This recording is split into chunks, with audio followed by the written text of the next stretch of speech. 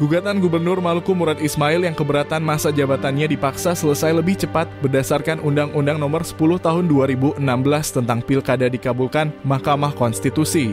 Murad Ismail mengajukan gugatan tersebut bersama 6 kepala daerah lainnya, yakni Wakil Gubernur Jawa Timur Emil E. Dardak, Wali Kota Bogor Bima Arya Sugiarto, Wakil Wali Kota Bogor Didia A. Rachim, Wali Kota Gorontalo Martin A. Taha, Wali Kota Padang Hendri Septa, dan Wali Kota Tarakan Khairul. Masa jabatan mereka berakhir lebih cepat karena adanya Pilkada serentak 2024 pada November. 7 kepala daerah itu dipilih pada Pilkada 2018 dan dilantik pada 2019. Namun Undang-Undang Pilkada menentukan akhir masa jabatan mereka pada 2023. Jika demikian, maka mereka tak genap 5 tahun menjabat.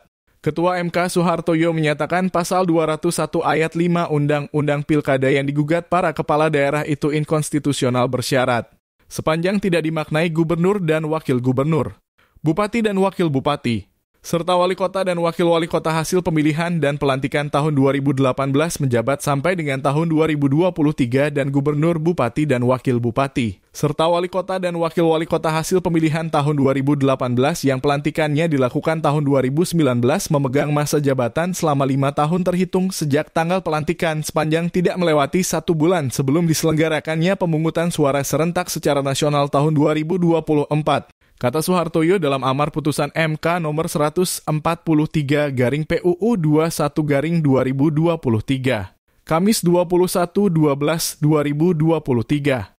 Wakil Ketua MK Saldi Isra mengatakan, Pasal 201 ayat 5 Undang-Undang Pilkada secara khusus dan norma transisi dalam ketentuan Pasal 201 UU Pilkada secara keseluruhan masih menyisakan persoalan bagi kepada daerah wakil kepala daerah yang terpilih dalam Pilkada 2018 tetapi baru dapat dilantik pada 2019 karena menunggu kepala daerah sebelumnya mengakhiri masa jabatan pada 2019.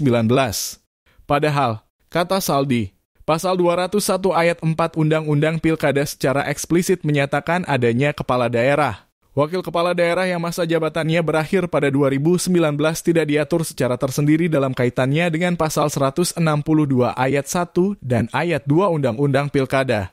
Akibatnya, kepala daerah, wakil kepala daerah yang baru dilantik pada 2019 seperti dipaksa mengikuti masa jabatan kepala daerah, wakil kepala daerah yang dilantik pada 2018. Padahal para kepala daerah yang dilantik pada 2019 ini dilantik karena masa jabatan kepala daerah sebelumnya baru berakhir pada 2024.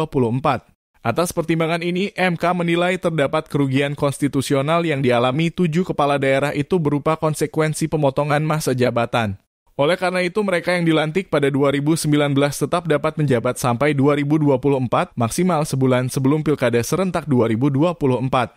MK tidak bisa mengabulkan permintaan agar akhir masa jabatan 7 kepala daerah ini kurang dari sebulan sebelum Pilkada serentak 2024. Sebab dibutuhkan waktu yang cukup untuk menunjuk pejabat kepala daerah agar tidak terjadi kekosongan jabatan kepala daerah atau wakil kepala daerah yang berdasarkan penalaran yang wajar dan dipandang cukup, kata Saldi.